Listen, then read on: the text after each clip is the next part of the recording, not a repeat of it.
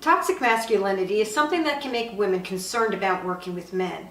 Now, since I worked in a lot of environments where we would expect it to be rampant, I want to talk about how it spreads and how I controlled it.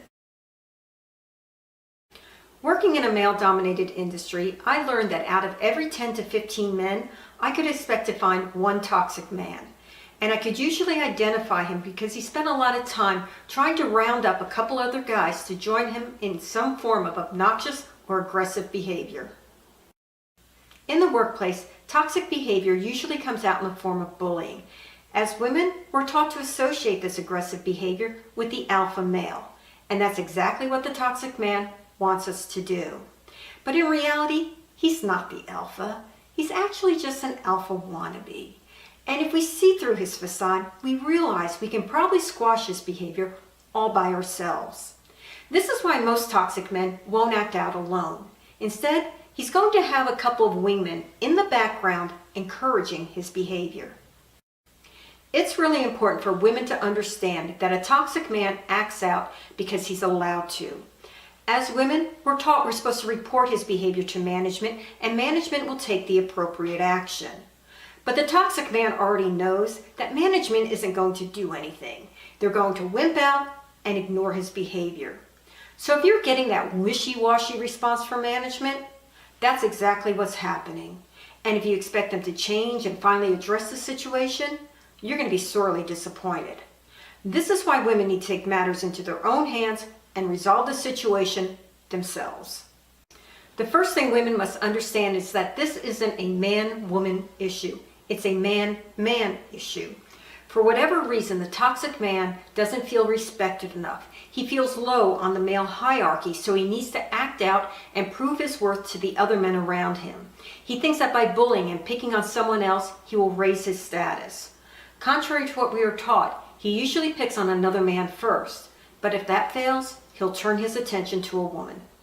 Being a female manager in such a manly industry, you can imagine what I dealt with every time I had a toxic man working for me.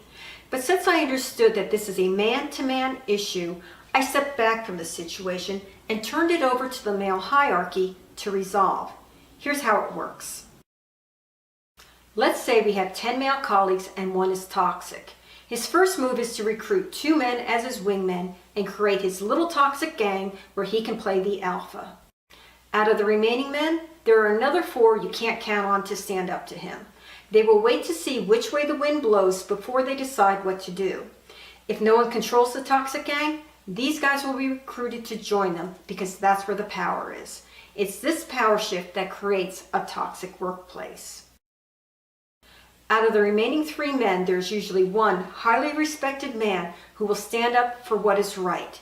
He is the man the rest of the men recognize as the true alpha. This is the man we need to identify. And usually, all we have to do is explain the situation to him, stand back, and let him do his alpha thing. He will then recruit the remaining 2 men to form a gang of good guys. The good guys will engage the toxic gang and start reminding them who the real alpha is. The real alpha doesn't bully. He just reminds the toxic gang that he is respected and wields a tremendous amount of power. Seeing which way the wind is blowing, 2 of the non-committal guys will join the good guys. The good guys now outnumber the toxic guys 5-3, with the remaining 2 guys hiding out somewhere with your manager. With the true alpha asserting himself, the balance of power is restored. The biggest challenge women have in dealing with this situation is identifying who the true alpha really is. Our definition of toxic masculinity points us to the toxic man as being an alpha. Or we think that a manager, just because of his position within the workplace hierarchy, he must be an alpha. But a true alpha is someone who has gotten there because he's earned the position. He's there because he's earned the respect of everyone throughout the workplace hierarchy.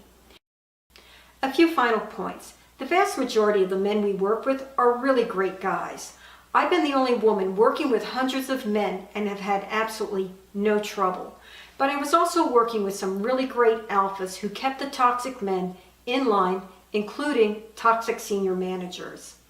As a woman, and a female manager, I learned to build a working relationship with the alphas. I was usually the first one who was aware of toxic behavior, and then I turned it over to the alphas to take care of. But I also realized that things were working really well when they would come to me and tell me about a situation they handled that I wasn't even aware of. The truth is, alphas are a tremendous asset, and they're our best friends in helping us create a really great working environment. This is Dot Callahan asking you to help me turn the woman in the room into the women in the room. Sign up for my newsletter, subscribe to my YouTube channel, or find The Woman in the Room on Facebook. It's up to you. Just keep watching and sharing my videos.